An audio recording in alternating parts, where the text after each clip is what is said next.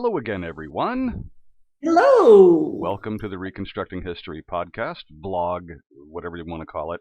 My name is Bob, And I'm Kass. and we are still doing the remote thing for the time being, but hopefully we'll be face to face and side by side very, very soon. I heard today on the news that Belgium is keeping their travel restrictions in place until May. Yay!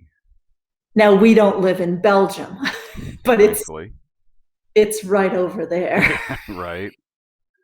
And I haven't been over there to see if they have the roads blocked off because you know how it is here. You know, you could accidentally walk into Belgium and we do accidentally walk into Belgium on a regular basis. You don't know it until your phone buzzes in your pocket because they've sent you a text.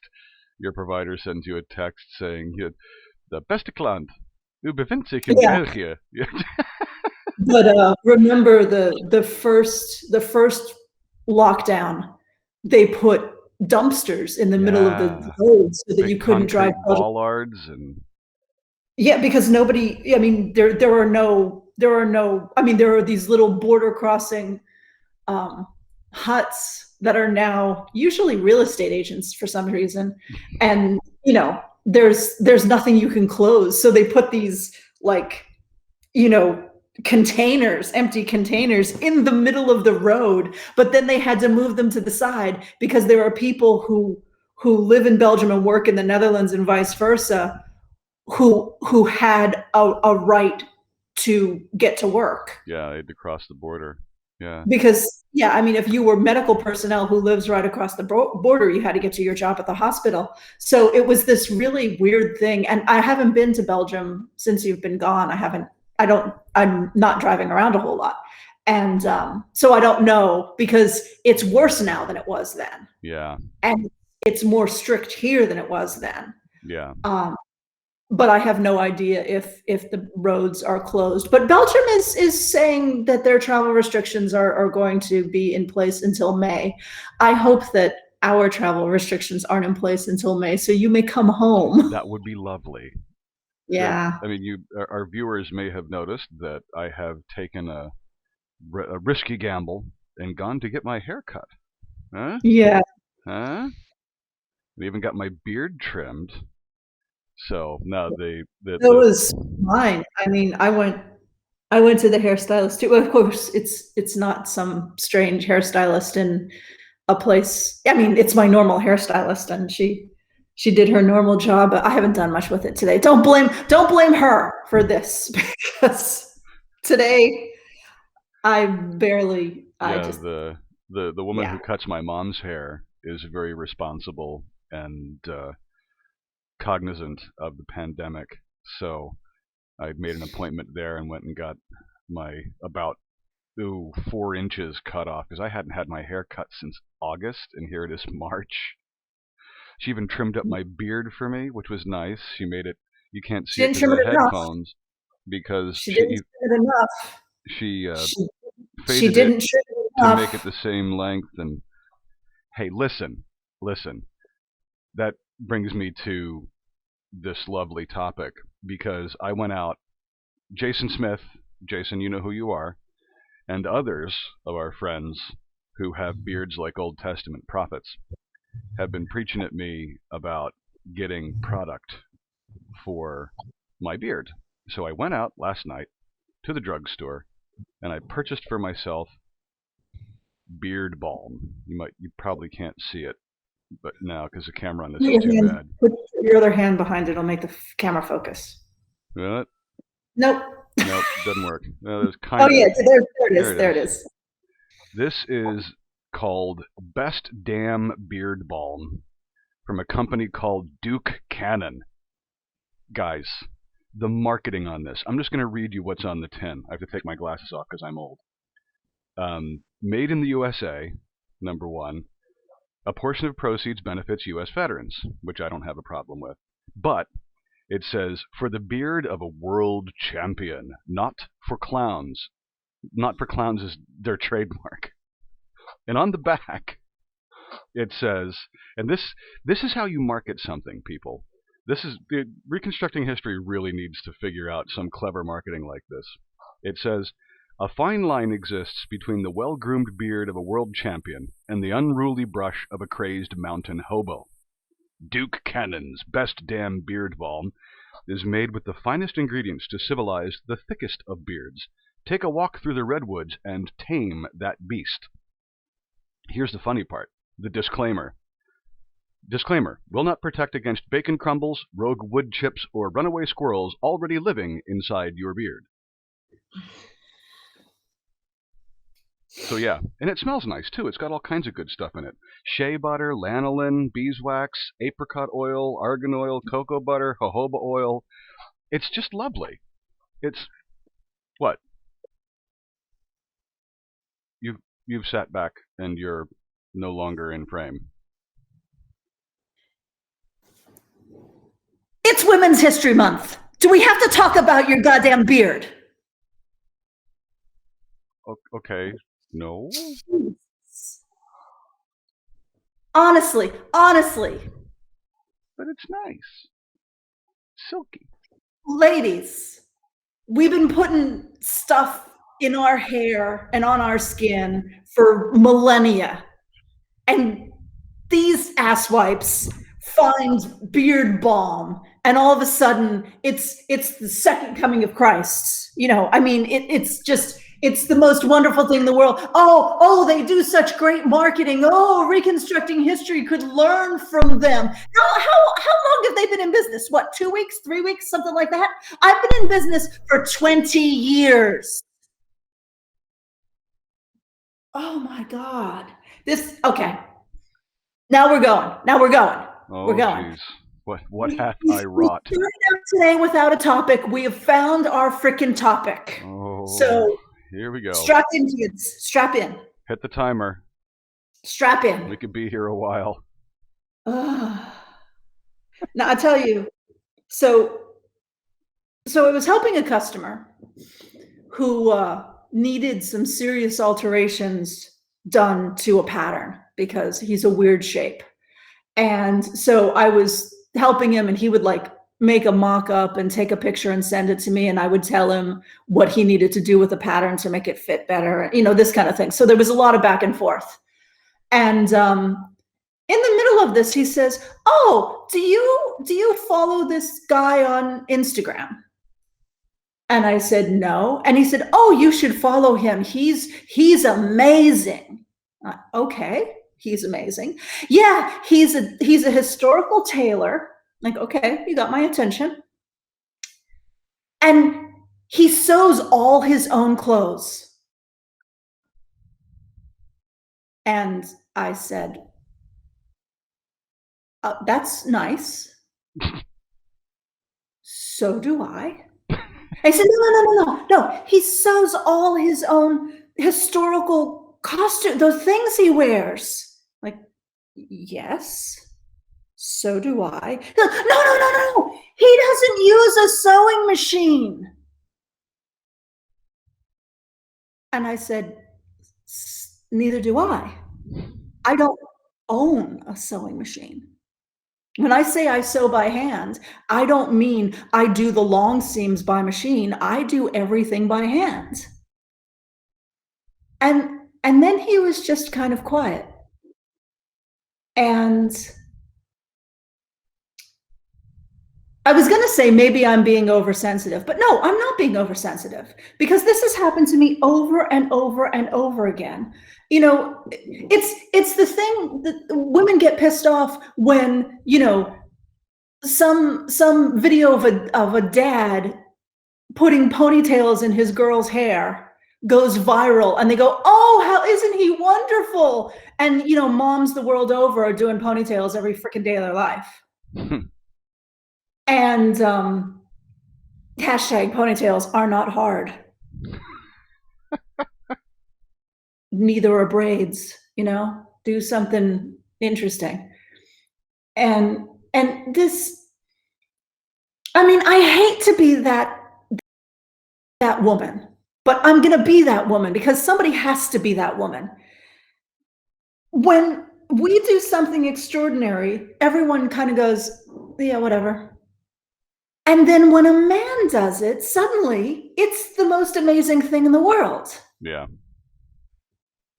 Yeah. And I mean, I didn't realize how bad it was until we moved to the Netherlands, and suddenly the mechanic looked me in the eye and asked me what I wanted done with my car.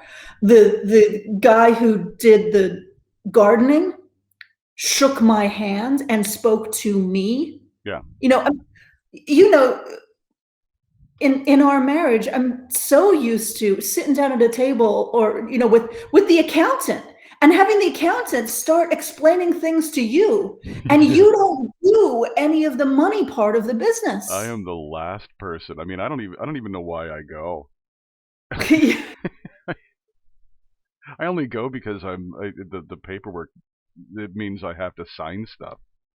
Don't give me details. I don't even understand what you're talking about. It's like that old Far Side cartoon, blah blah blah, Sparky, blah blah blah blah blah. Exactly. And I tell myself I take you along so that if he says something that I miss, you'll remember it. But you're not that kind of a person, so you're just sitting there going blah blah blah, not hearing anything anyway. So I take a few notes, but they're incomprehensible. Yeah, it's just, and you're more likely to take notes on something that I'm remembering anyway, but yeah. Note to self, take a tape recorder. Right. Just start up the voice memo thing on your phone. Yeah. And like I said, I don't want to be that woman who's like, oh, we do everything all the time and men take credit. But it's true, I mean, let's face it, Marie Curie shared the Nobel Prize with her husband because they wouldn't give it to her alone. Yeah. And matter of fact, they tried to not give it to her at all, except her husband and I think the other guy who was, because 3 people got it, Becherel, insisted, said, we're not coming. Yeah. We're not coming if you don't give it to her, because, she was the driving force. And well, there's that famous thing that Ginger Rogers did everything Fred Astaire did except backwards and in heels. Yeah, actually, that's the name of her memoir is Backwards and in High Heels. And everyone's like, oh, Fred Astaire. Now, Fred Astaire was a great talent, but he wasn't more talented than Ginger Rogers. And Ginger Rogers won an Academy Award for dramatic roles, for a dramatic role. I forget the name of the movie, but she played a unwed mother. Right. Yeah. And I'm I'm sure our listeners will tell us. Put it in the comments, kids. I'll put it in the description as well. But but there's this assumption that, oh well, he's leading, so she's not doing anything, like, or I mean, what names of ballet dancers do you know? And I don't mean you, because I know you know a lot of female ballet dancers' names, but like Baryshnikov. Oh, I have Mikhail Baryshnikov, and yeah, and what are the names of the women who he danced with? They're like, oh well, Baryshnikov, he did all the work. Like, do you know when they put you up in the air and they throw you in the air, they're not doing much. You're doing most of the work yourself, and they're just kind of guiding you. Right. And not even guiding you that much. Just basically, they're pretending to guide you and getting the fuck out of your way. And getting all the credit. Yeah, and meanwhile, you're doing this thing on the tips of your toes and messing up your feet for the rest of your life. Not to mention starving yourself to fit into the image of little tiny ballerina. Although, what is the name? You know the name of the woman. Misty. Misty, yeah. Whose last name escapes me because look. It's earlier here than it is there. This is I'm not even halfway down number 2. But my parents are still in bed. I'd forget my mother. She didn't wear a name tag at this point in the morning. But Misty, the dancer of color. Yes, Misty, who is not only a dancer of color, but she is hefty. She's a strapping lass. She is, Yeah, and I mean, and when you look at her, you go, I mean, she's not fat. She's a dancer. She's in No, excellent God, shape. she terrifyingly fit. Yes, terrifyingly fit, but she's not teeny tiny little 5'4" blonde girl, Right. um, who could still, crack your head like an egg because she's a dancer and they're the most fit people in the world. But anyway, I mean, Misty deserves a lot of the credit. Nobody knows the names of the men when Right. Misty is in Well, them. But Paula Abdul. Paul Abdul, Paul Abdul, Paul Abdul, amazing dancer, amazing choreographer, did so much stuff, Mm-hmm. had a pop career of her own, and now she gets to sit next to some asshole and act, and she's like the nice person. She's the one who makes up, balances the jerk next to her Oh on yeah, what is X Factor or whatever I forget. One of talent those show. dumb talent shows. But yeah, and Rosalind Franklin. Hmm. Rosalind Franklin. Now, I heard recently that I think it was Crick said he wanted Rosalind Franklin to be awarded the Nobel Prize when he and Watson got it for the discovery of the DNA double helix, because he recognized that they wouldn't have found it without her photographs, her Right. X-ray radiographs. But she was dead by the Right. time they were awarded the Nobel Prize, because she died very young I think she died of cancer. She died very, very young. And the Nobel Prize Committee. the body that awards the Nobel Prize did not award posthumous Nobel Prizes at the time, and that's the reason why she wasn't awarded the Nobel Prize.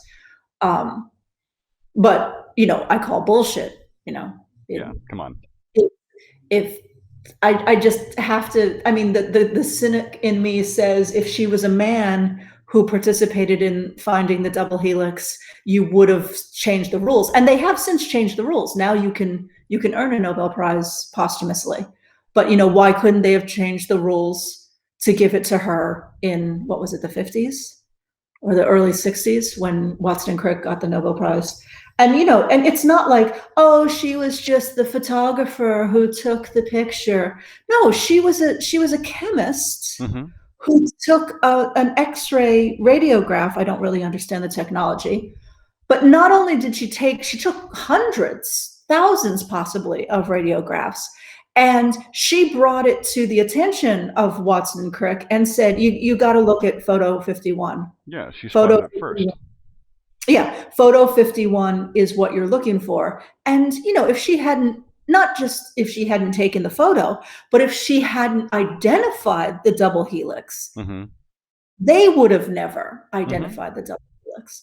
So yeah, she isn't. They got the Nobel Prize for medicine and biology, and she was a chemist. She was not a medical person, but the argument was that she should have gotten a Nobel Prize in chemistry for finding the double helix, because that was her contribution. They wouldn't have found it without her. Right. And it's only been 10 years maybe that we've started to talk about Rosalind Franklin, that we've started to mention her name. I think I think it feels like things are changing, because the human computers at NASA during the Apollo missions, the woman who did all the programming, and they had her standing next to her.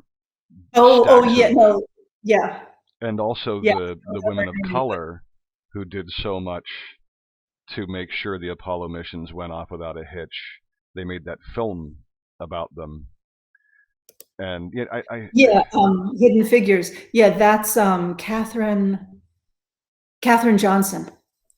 Katherine Johnson is the name of the lead character in the film. There's a bunch of women involved, and women of color, and also white women as well, because there were also white women who acted as the human computers. Yeah, and the astronauts, that I read recently that there was a whole Um, pile of women who were in the training programs, because even though, the social mores being what they were back then, mhm. even then the scientists recognized that women are just physically better, Well, biologically if better. yeah, women have better stamina and better ability to withstand. I mean, if you think about it in terms of pure biology, if if men have children and then die, the children survive. Hmm. But if women have children and then die, the children also die. Yeah, there's a lot of So there's a lot of very intricate sociology in there that I think we could, really get lost in, and I'm not even conversant enough in it to yeah, but say anything with any confidence. let's talk. I just want to say another name, Jerry Cobb, Oh, Geraldine Cobb. yeah. Um, Apparently, there was a there was an astronaut program, a female astronaut program, the same time that there was the male astronaut Yeah. program. Yeah, that's what I'm When talking about. Yeah, and there were female astronauts who went through the exact same training as the men. Hmm. And Jerry Cobb was, I think, the only woman in the program, because there were only like 12 women in the program, and there were like 50 men. But they were it's a separate program, Hmm. like nobody it was a silent program because NASA scientists were concerned that men could not withstand the pressures of being in space because of their low body fat, Hmm. Hmm. and that women were better prepared physiologically to deal with, G forces Yeah. and Well, they these are. other. They make better fighter pilots. Yeah. Well, Those studies are out there. that's R- because they have a lower center of gravity. I Right, don't know if that but has anything to that's do what with. makes them. I think that if I remember correctly, and I'm probably not, but that Mhm. has an effect on their ability to withstand G forces. Does it? Lower I center of gravity? Something like that. So like in a Oh, tight maybe. turn, a tight turn in a jet fighter, women don't black out as easily as men. I could be misremembering that, Could but be. Could be. anyway. But anyway, yeah, Jerry Cobb passed these tests that a lot of the men failed and all Hmm. the other women. And we never hear her name. We Yeah. never hear her name, and she wasn't in the Apollo program, and the only reason she wasn't in the Apollo program is because the men passed the tests. Yeah. If the men hadn't passed the tests, women would have gone to the moon Yeah. Yeah. first. And that's what I was saying earlier about the social mores of the time, that, Mhm. it would have been unthinkable for a woman Yeah. to have been in that role. Yeah. And I mean, as I'm not that distressing as that old. is to say now, I mean, it was just a fact until quite recently. Look at those two soldiers who broke the glass ceiling at the U.S. Army Ranger School. Oh yeah, look at the recent space flight where a woman was supposed to go out, or two women were supposed to go on a spacewalk, Hmm. and they didn't have two suits Yeah. that would fit women. All of the suits, there was only one suit that would fit a woman's size. And the fuck are you thinking? You have women up there. I Yeah. mean, it's not like they only had one woman on the space station. They had multiple women on the space station, but they only had one suit that would fit a woman. But And, the good news is they and fixed that, and then they did that. There was recently an EVA where all three, as I recall, astronauts outside the ISS were women. yeah, but it was 2019. I mean, Yeah. come on. Oh yeah. I mean it. What? We are 51% of the world's population. Yeah. There are more of us. Yeah. And I am never going to be one to say that women are better at everything, because women aren't better at everything, but women are better at some things, Yeah. and women are equal at a lot. Yeah. Really are. And it I'm gonna tell a story that is full of wine. It's full of wine, so y'all are gonna have to excuse me. This is the only wine I get full of because I cannot stand Let me go get my fermented. corkscrew. Yeah, I can't stand fermented grape juice. Anyway, so I was on email list discussion group with some guys I was in a reenactment group with, and we were discussing clothing. And one of the guys said, I want to reconstruct, I want to replicate this frock coat. And the information I have says the frock coat was made out of broadcloth. I know that's not modern broadcloth. I know they mean something different. Or was it? No, kersey. It was kersey. What is kersey?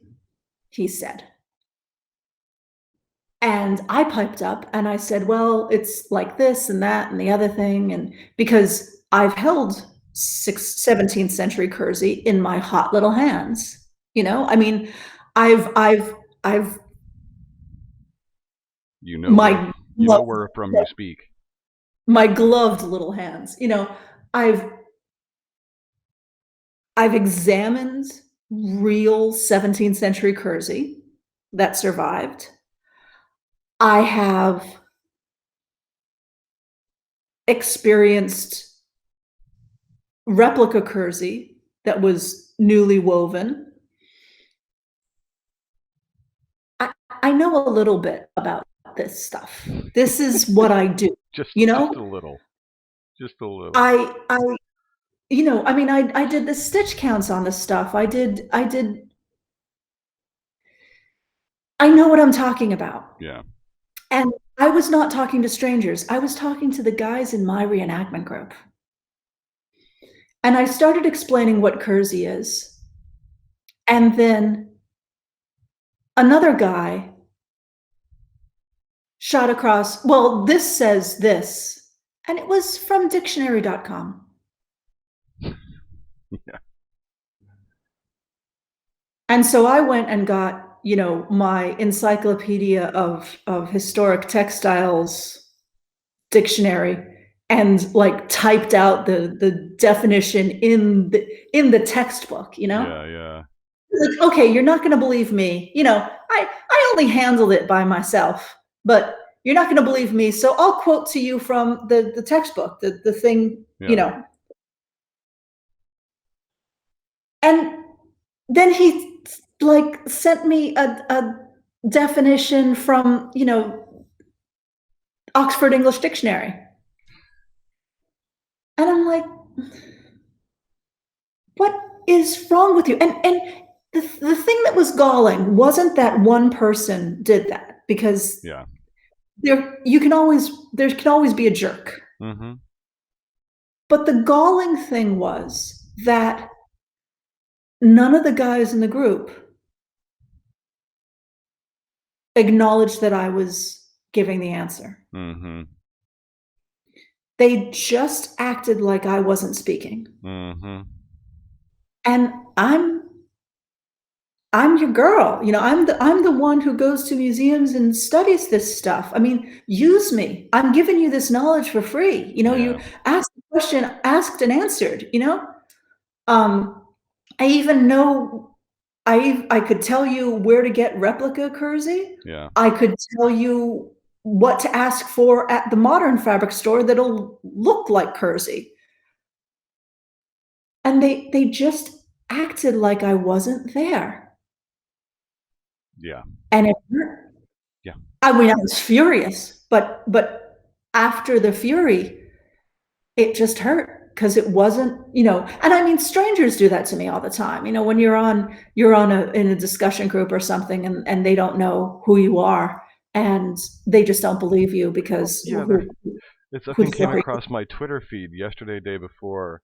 There's a woman, a scientist, who was at a conference or something, and she was in a discussion with another scientist, a man, and the man was being very dismissive toward her and said, "Well, you should read Smith et al."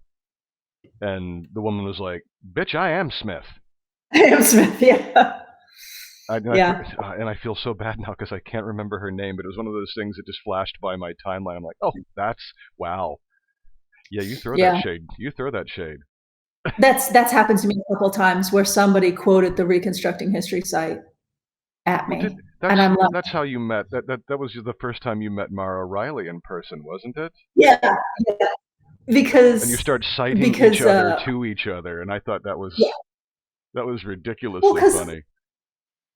I'd never met her, and I thought she was from California for some reason. And we were in Maryland, so and on her website it says M.E. Riley, so I didn't know what her name was. Yeah. So I get introduced to Mara, and she gets introduced to Kass, and then we started having this argument about 17th century stuff, and she says, well, the Reconstructing History site is, and I got all like, I am reconstructing history, so there. And then I was like, well, Mara Riley says, and she's like, I am Emmy Riley says, and she goes, I am Emmy Riley. I'm like, get out of town. And then we were like fast friends for 15 years. Oh yeah, I remember that day, and Lee Offen and I just looked at each other, and then looked back at you guys and went, "Are we gonna have to get a room?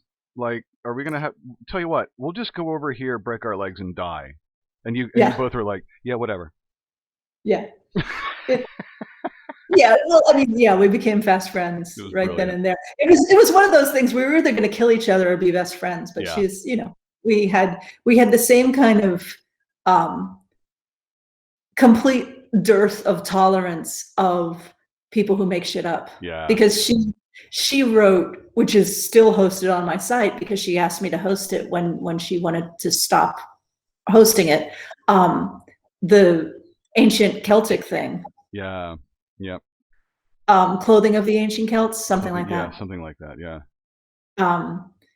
And so she had dealt with a lot of people who were just like, oh, well, this is what they wore. Like, since when? And and I was Little Miss No Drawstrings in Lena sleeves at the time. Yeah. Yeah, but it's infuriating. And I mean, like I said, recently when I got into the argument, the guy was like, well, I think you're wrong. I think the Lena sleeves have drawstrings in them. And I'm like, you can think whatever you like. I am not wrong. Yeah. Because you could argue what a Lena is, because we have no historical examples. And even if we did have historical examples, you could still make arguments. But when you know the woman who invented it in the 1970s, and you've spoken to her, and she tells you that she put drawstrings in there to keep the sleeves out of the well for her Ren Fair character, it's like clan tartans. People like to say, oh, well, clan tartans could have happened because there were certain plants that existed in certain areas, so certain clans lived in certain areas. This is what they do. They do this. This is their justification, so they could wear frickin' clan tartans. Mm-hmm. And so the tartan from this family would be different from the tartan from that family because they dyed it with different stuff. No, you know what? Everybody's using madder and woad and weld, and they're just weaving shit. Mm-hmm. And they're weaving whatever the hell they want to weave, and there's no clan frickin' anything, because we know who invented it. We know. Mm-hmm. We know that people in the 19th century, when Scottish stuff became so popular because Victoria and Albert had a hard-on for the Scots, or for the Highlands, that somebody looked at portraits of 17th century and 18th century Scottish leaders and said, oh, that one's a Stewart, so that must be the Stewart tartan, and that one's a Campbell, so that must be the Campbell tartan, and invented it. Yeah. The point is, we know when, we know where, we know who. Yeah. So, but people want so desperately. Just it's like it's a flat Earth thing, isn't it? Yeah. People want so desperately to believe that they want so desperately for their preconceptions to be true. Anyway, we're kind of getting far afield from the Women's History Month thing, aren't we? No, women are still being oppressed. I mean, true. I'm being oppressed. You're oppressing me. You're making me shut up. Trying to gently guide you back to topic. But I mean, my complaint is that, I've been making this argument for 25 years. Mm-hmm. No, 30. And it is interesting to wonder, would people still be arguing with you like this if you were a man? Yeah, and I mean, there was a period where we spoke a few weeks ago about why I chose business over academia. Yeah. And I'll put it in a card. If you haven't seen that, I'll put it in a card. There was a desire in me to be able to say, well, I'm Dr. Kass, and what you say doesn't matter. But that doesn't work. Right. That only works so much. That only works when someone gives you the benefit of the doubt. Mm-hmm. And a lot of times someone says, oh, so what? I know what I know, and I don't care what academic credentials you have. And ultimately, as we discussed on that podcast, the academic credentials I would have had would not have been in textile history. Mm-hmm. It would have been in, a communications topic, because that was the discipline I was in. Yeah. And so it's really, it's just galling, and it's a persistent problem, and I know that some of it comes from you're female. Yeah. And we are a misogynistic society. Mm-hmm. We think Angela Merkel and Queen Elizabeth II and Ursula von der Leyen are extraordinary because of what they've achieved. Mm-hmm. But they're just as good as the men. Yeah, I mean, well, they are extraordinary because they managed to get there, but they shouldn't be outliers. They shouldn't be. Right. They shouldn't be considered extraordinary because they got to the top of their profession. Half of the people who get to the top of those professions should be women. Right. Absolutely. And it's not. I mean, people talk about. I got in a conversation with a friend of mine once about equality in pay, and he said, quite rightly, that women in his profession got paid the same as men, which was true. Mm-hmm. He was in science, and the women scientists, he knew the women scientists in his organization got paid the same as men who had the same academic background. And the problem was that women who took off time to have a family they would have this 10, 15-year break in their career. Right. And you might come back in at the place where you left, but then you're 15 years behind the curve. Yeah, exactly. How do you come back from that?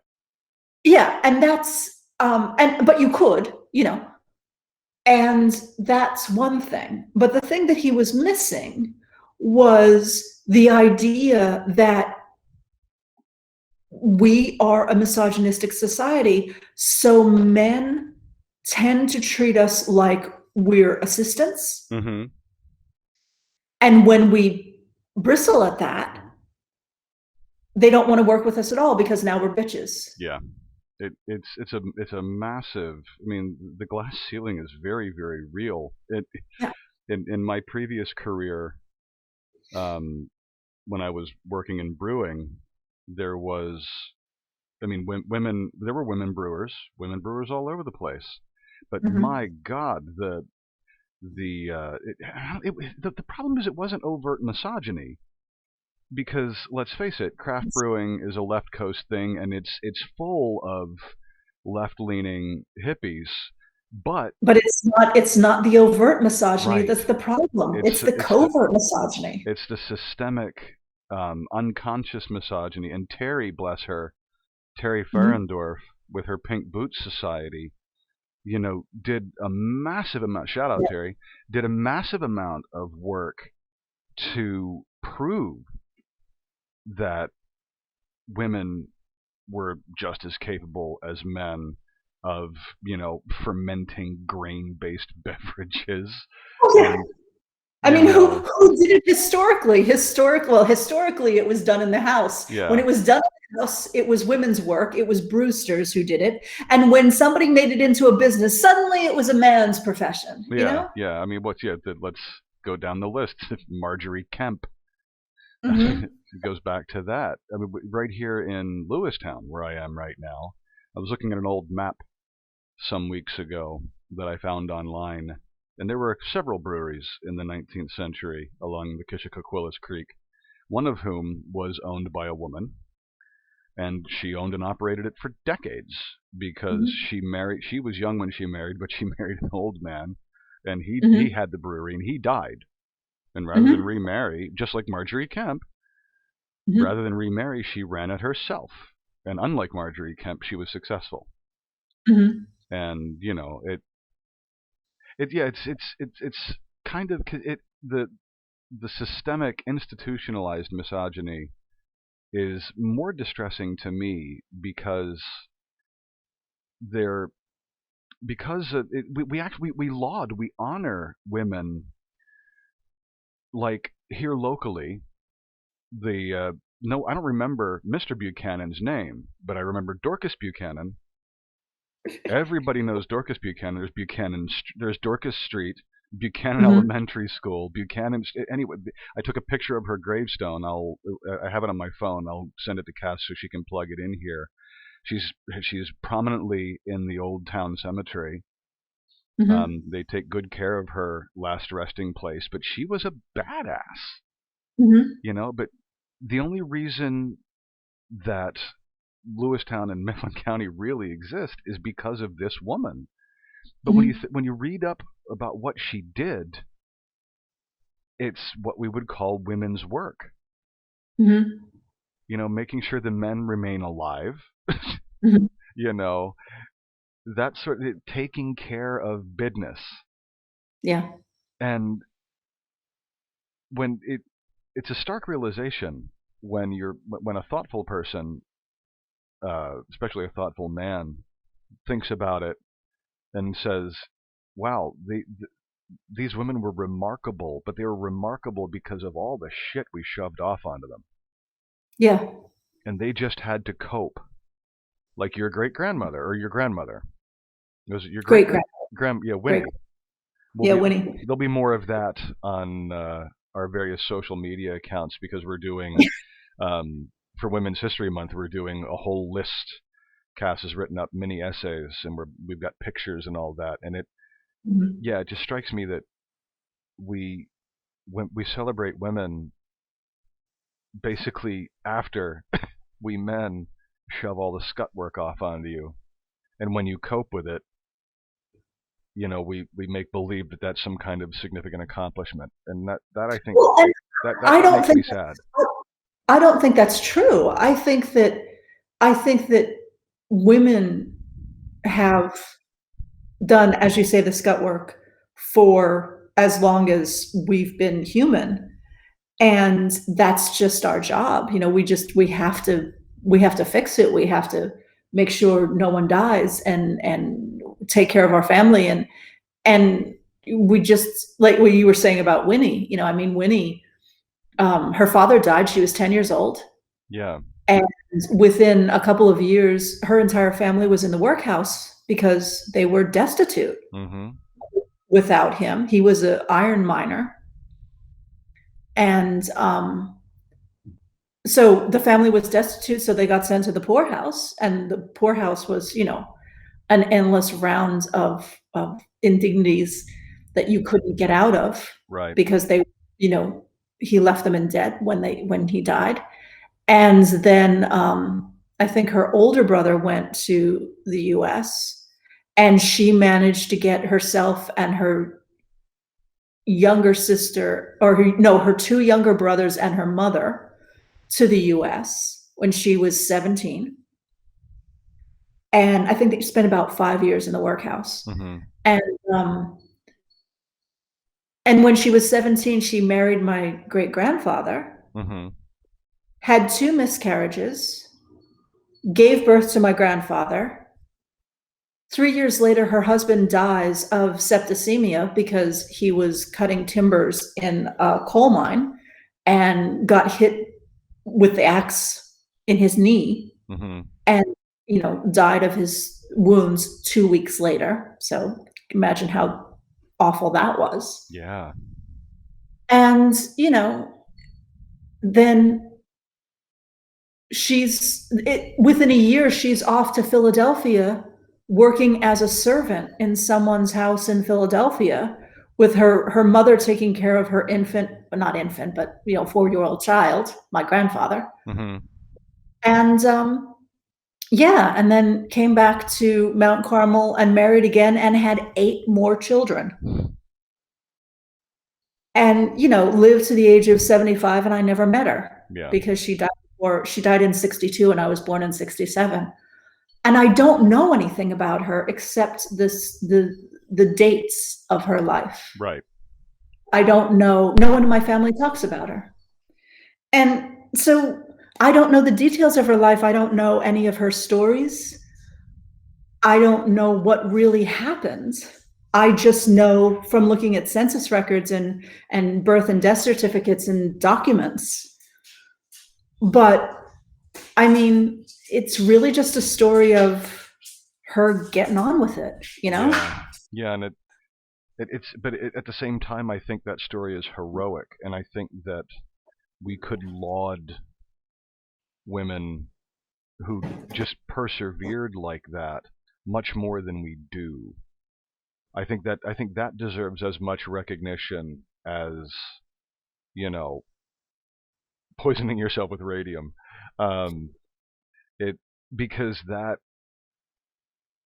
it's unfair the way that was just thrust on women to begin with, which makes it all. I mean, that's what makes heroism all the more remarkable, when you do the thing that needs to be done and you don't really want to do it, but you do it anyway, and you succeed in spite of all of these odds, everything being stacked up against you.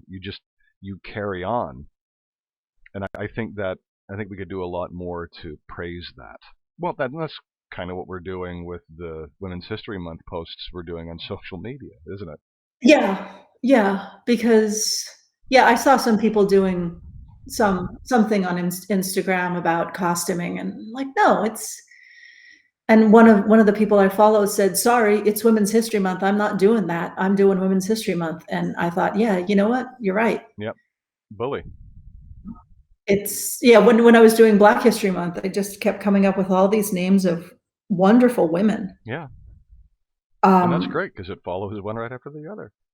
Yeah, and these are names that Sandy Totsvig has a thing where Sandy Totsvig, the host of QI, for those who don't know, she has a thing where she's promoting or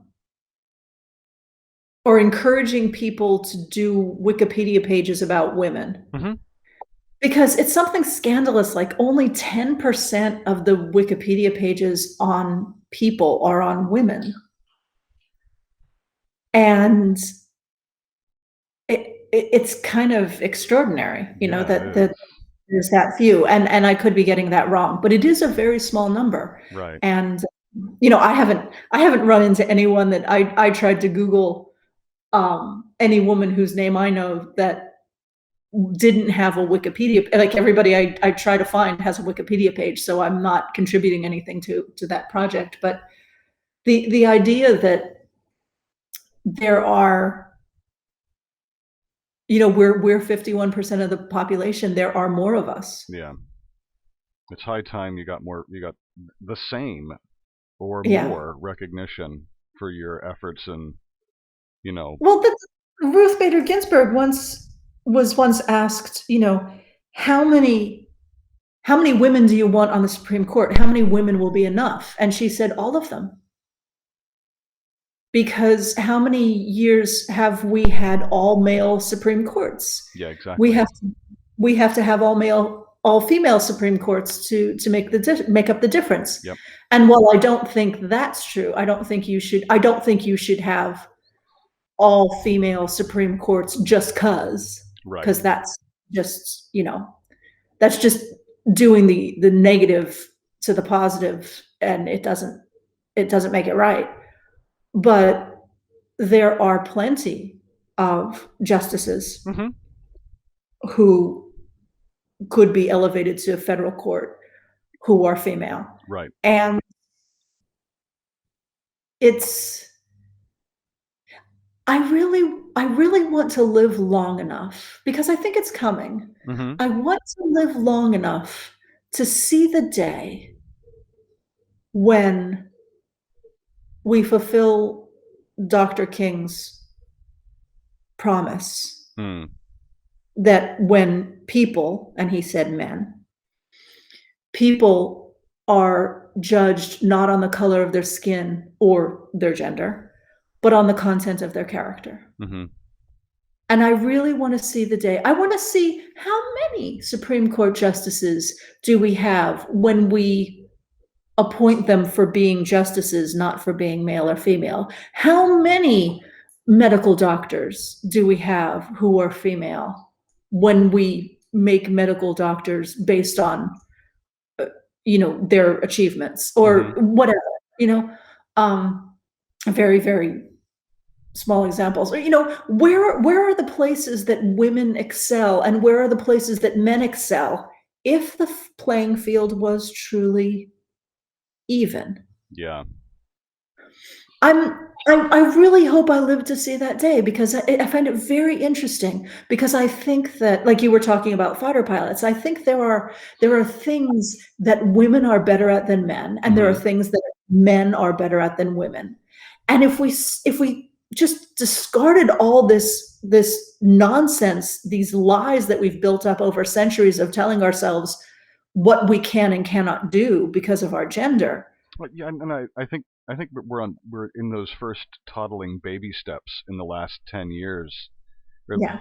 because 10 years, 20 years, because the space program, as we've noted, is really because a space program can't pay attention to social mores. It Oh, but has it did.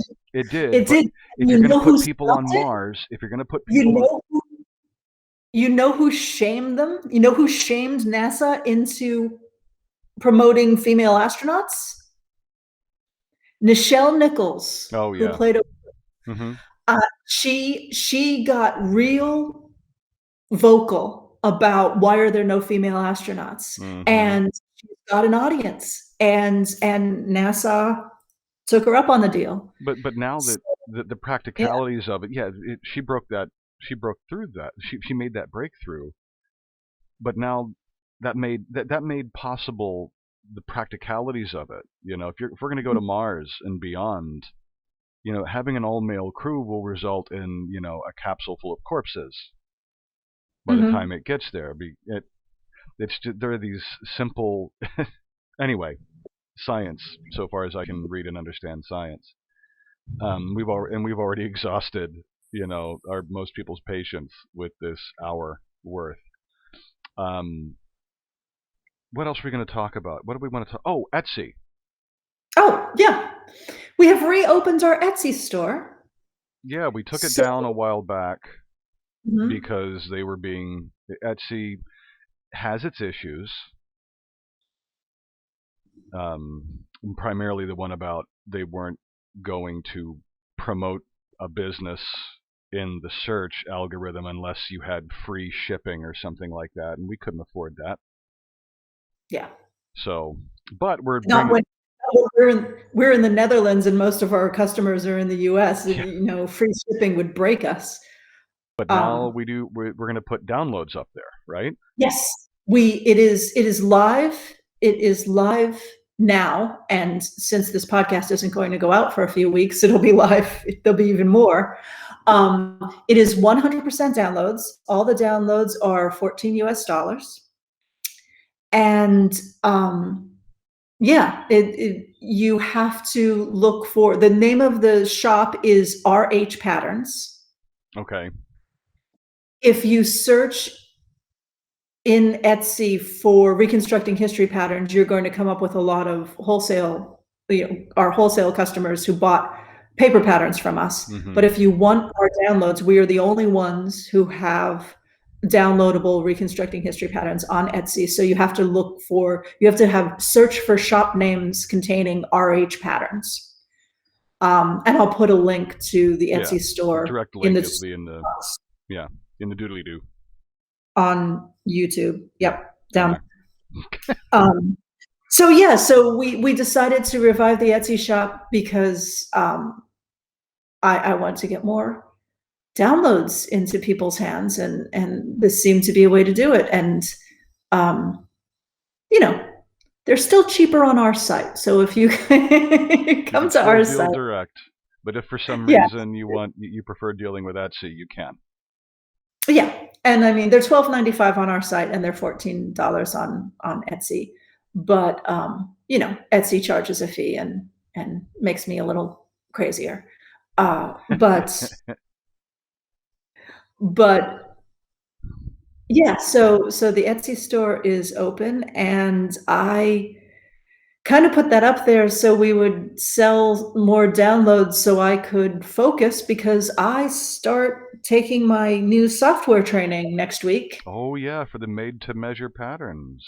Yes, for the made-to-measure patterns that we talked about in an earlier podcast, which I will link in a card. Yeah, so that's great. I'm going to have my upward. I'm going to have my head down in that. So that's terrific. So I'm doing a lot of I'm doing a lot of stuff. So I kind of like, and since I'm doing a lot of stuff, why don't I open another store? But that's why I did all downloads, so that I don't have to print and ship patterns to yet another group of customers, but I can serve another group of customers. Yeah. Well, so I think that about. It's all. Sorry, go ahead. Yeah, just keep talking over me like a man. It's what I do. I am, they do that thing where the men say, "Oh, the woman was dominating the conversation in that meeting," and then they look at the time that the woman actually spent talking, and she only talked 15% of the time or something, and the man. Yeah, that never happens to me. I talk all the time. I dominate the conversation. If you say, "Oh, she talked all the time," it is true. I talked the entire time. So that, I think, about, speaking of getting you to stop, I think that about covers everything that's on my bullet list of topics. So all that remains is to go through the standard end of vlog, end of podcast rigmarole, like the whole subscribe, ring the bell, all that sort of thing. Because hey, the more we hear from you, the more we can tailor these things directly to what you want to listen to and or watch. So comment, down there in the comment section. Leave us a review and a rating. That would be awesome if you're getting this on your various podcast feeds. And I can't think of anything else to say other than thank you for listening. Yeah, and I someday there will be regular Wednesday videos that aren't you and I blithering at each other. Someday. But But that day has not happened yet. But by the time you listen to this podcast, it may happen. So, do subscribe and click the bell so that you can get notifications of the next time I upload a video, because I have a lot of video content recorded. I just have to edit it. And that And takes I time. do, yeah, I'm building a new Etsy store. What's wrong with me? Building a new So, Etsy store, learning how to make made-to-measure patterns, mastering a completely new set of software, taking the dog for his appointment next week, yeah, yeah. Get my hair cut. getting your hairs did. Yep. So, Yes. anyways, that'll be it for this week, ladies and gents. We will talk to you in about 7 days' time.